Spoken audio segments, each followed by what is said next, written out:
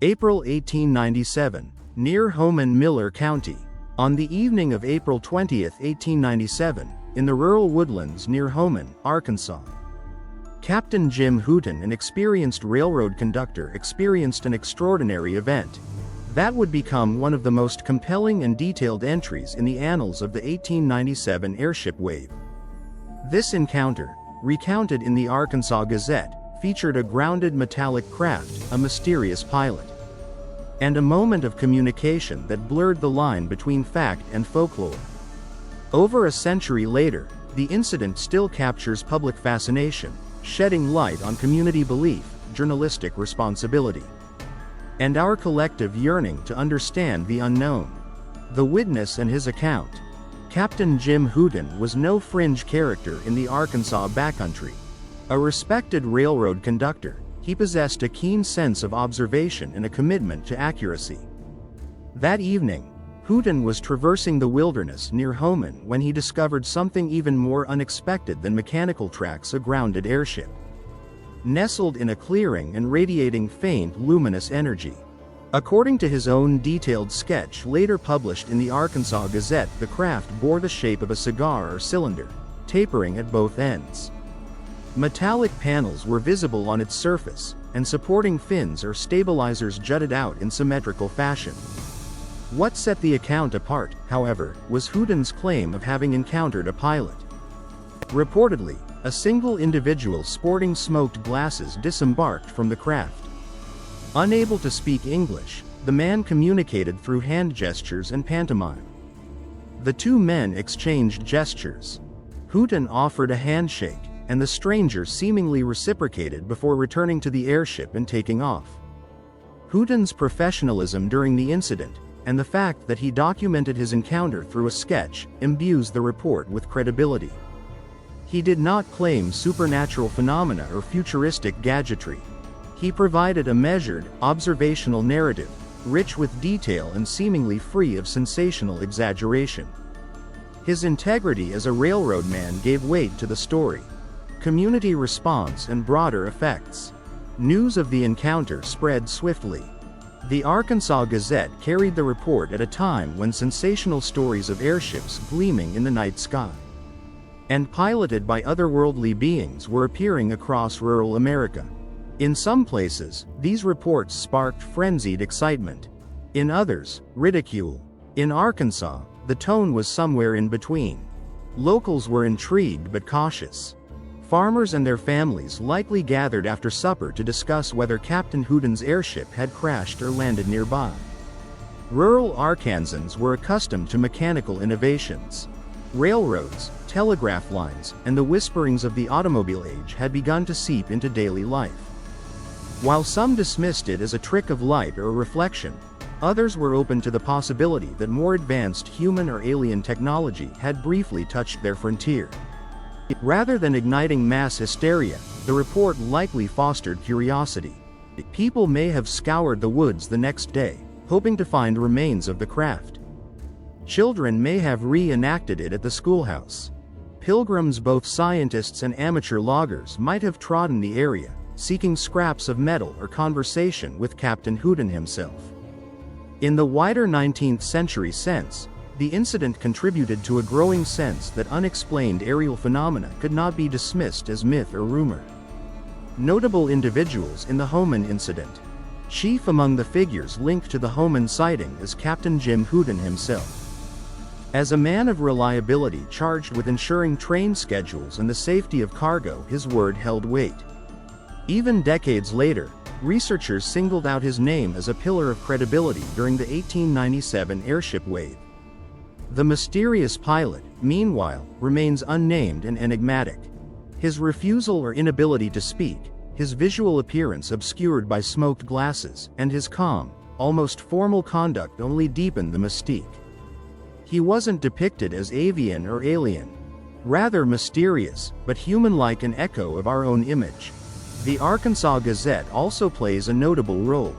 As one of Arkansas's primary newspapers, its publication of Hooton's sketch and account demonstrates a thread of responsibility.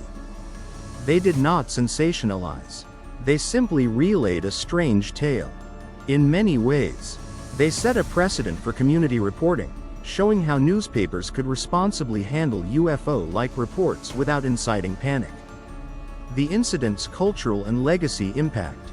In the century since, the Homan sighting has been cited as one of the most credible airship reports from 1897. It offers a template for how rural UFO cases can blend detail, restraint, and believability. Among researchers who study early aerial mysteries, Hooton's account remains a touchstone. In Arkansas, the event contributes to a regional identity shaped in part by wonder. Long before Roswell and modern UFO conspiracies, Arkansans were communities interacting with the unknown. Stories like Homan's incident feed local lore, kept alive through oral tradition, local history books, and even tourism. Some speculate that trails, especially hiking paths and unpaved roads, may trace back to where the airship landed. While these remain speculative, they underscore the event's lingering imprint. Moreover, the interaction, however brief, between Hooton and the pilot prompts reflection on human openness. They communicated, peacefully, across an assumed linguistic divide. Viewed through contemporary lenses, the Homan incident resonates with themes of empathy and intercultural dialogue. What if similar openness were adopted today toward unidentified pilots or visitors? The historical anecdote may guide modern conversations on how humanity might respond to actual extraterrestrial contact. Continuing relevance in the 21st century. Nearly 130 years later, the Homan sighting continues to capture attention. It highlights a foundational truth. UFO history extends well beyond modern technological developments. From the mere observation of a mysterious craft to its grounded, interpersonal encounter, it plants early seeds for belief, skepticism, and exploration. In recent years, some have loosely drawn parallels between Hooton's pilot and modern whistleblowers or government contacts. The calm, non-hostile interaction hints at a kind of foundational peace gesture, even if unstated. Moreover, the careful documentation by both Hooton and the newspaper underscores the importance of record-keeping in unexplained phenomena. In pop culture, Homan's narrative is sometimes celebrated as a nod to a time when UFO reports didn't immediately conjure government conspiracies or sinister autopsies. Instead, the encounter remains a simple, human moment. Stranger meets stranger, armed with curiosity and civility. It reminds modern society that an alien encounter need not be hostile, apocalyptic, or weaponized, but can be a quiet meeting under the stars. Conclusion. Timeless witness, quiet wonder. The April 20, 1897 incident near Homan, Arkansas, remains an intriguing and credible cornerstone in American UFO history. Joel Hooton was not a disreputable dreamer, he was a railroad man offering a detailed observation of a grounded, illuminated craft and a foreign pilot. His careful recounting and the newspaper's measured coverage allowed the story to enter the cultural consciousness without hysteria. Over generations, the tale fused with local folklore, scientific questioning, and a broader fascination with skies unexplained by contemporary knowledge. Though no metal fragments were ever publicly recovered and follow-up studies were limited, the clarity of Hooton's narrative has granted this case enduring respect. In today's world, it continues to inspire questions. What if it was a human-built prototype, perhaps predating mainstream aviation? Or something more outside our realm of understanding? Regardless, it furnishes a lesson. Even in rural Arkansas in the 1890s, ordinary people could encounter the extraordinary and respond with human dignity. In this way, the Homan incident remains relevant, prompting us to consider how we greet unknown visitors, what we choose to document, and how we balance wonder with reason. Long after the rails of Captain Hooton's world gave way to highways and satellites, his sighting reminds us that some mysteries thrive in quiet clearings and in our willingness to keep watching the skies.